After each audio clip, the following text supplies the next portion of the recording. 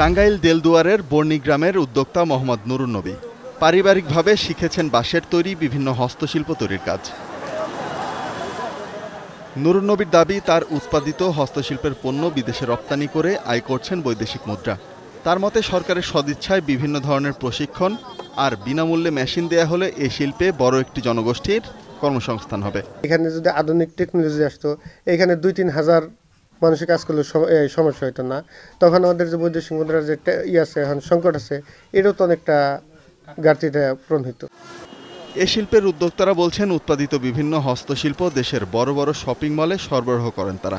একসময় স্থানীয় বাঁশ দিয়ে চাহিদা মেটানো গেলেও বর্তমানে তা সম্ভব হচ্ছে না। বেশি দামে অন্য জায়গা থেকে বাঁশ কিনতে হচ্ছে। এখন ব্যবসার পরিধি বাড়াতে দরকার সরকারি সহযোগিতা।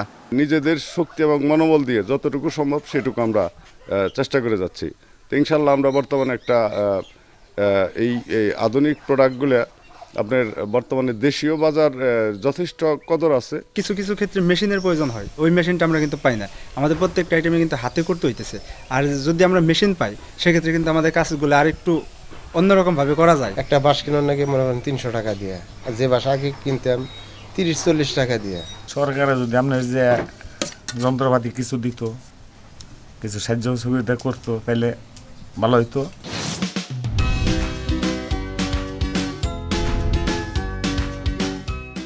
শত বছরের বেশি সময় ধরে দেলদুয়ারে ঐতিহ্যবাহী বাঁশের হস্তশিল্পের কাজ করা হয়। বর্তমানে এই পেশার সাথে প্রায় 1,500 মানুষ জড়িত। ছোট বড় কারখানায় পুরুষের পাশাপাশি সমান তালে কাজ করছেন নারীরাও। তবে নিত্যপণ্যের দাম বাড়লেও বাড়েনি এ কাজে শ্রমিকদের মজুরি। কাজ দেখে শিখছি, অনেকে বানায়, গ্রাম দিয়ে বানায়, বাড়িতে বানায়, এখানে দেখে শিখছি। দিন 400 টাকা করে হলো দিন করি, কাজ করি। আগে 220 টাকা দিত, এখন 250 টাকা দেয়। বাড়লে তো ভালোই হয়।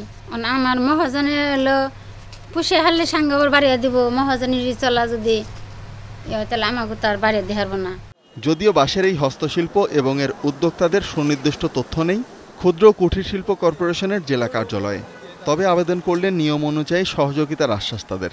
আর এই শিল্পে সরকারি সহায়তা পেলে বৈদেশিক মুদ্রা আয় সম্ভব বলে মনে করেন অর্থনীতিবিদরা। যে ধরনের প্রশিক্ষণ দিয়ে সহযোগিতা করা দরকার এবং আর্থিক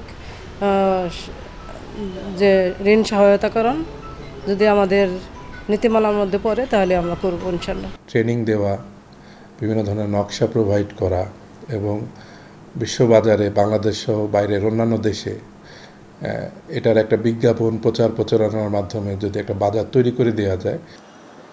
জেলা প্রশাসকের আশ্বাস, এই হস্তশিল্পের পণ্যের উৎপাদনে নতুন নতুন ডিজাইনের উপর প্রশিক্ষণ ও রপ্তানির ক্ষেত্রে সহযোগিতার প্রয়োজনীয় প্রশিক্ষণ প্রদান, আর্থিক অনুদান প্রদান, পরামর্শ প্রদান, এই কাজগুলো আমাদের এই প্রসিদ্ধ পণ্য প্রচার ও প্রসার কার্যক্রমেরই একটা অংশ। তারা আমাদের সাথে যোগাযোগ করলে তাদেরকে যেভাবে সাপোর্ট দেওয়া প্রয়োজন জেলা প্রশাসন নিঃসন্দেহে সেটি করার জন্য প্রস্তুত রয়েছে। বংশ পরম্পরায় দেলদুয়ারের বর্ণী, প্রয়াগজানি, কোপাখি সহ বিভিন্ন গ্রামে হস্তশিল্পের কাজ হয়। বাঁশ দিয়ে তৈরি করা হয় বাস্কেট, টেবিল ল্যাম্প, ফলের ঝুড়ি, টিস্যু পেপার, গয়নার বাক্স, জানালার পর্দা, ওয়েট পেপার সহ নানা ধরনের শৌখিন পণ্য। এখন টাঙ্গাইল।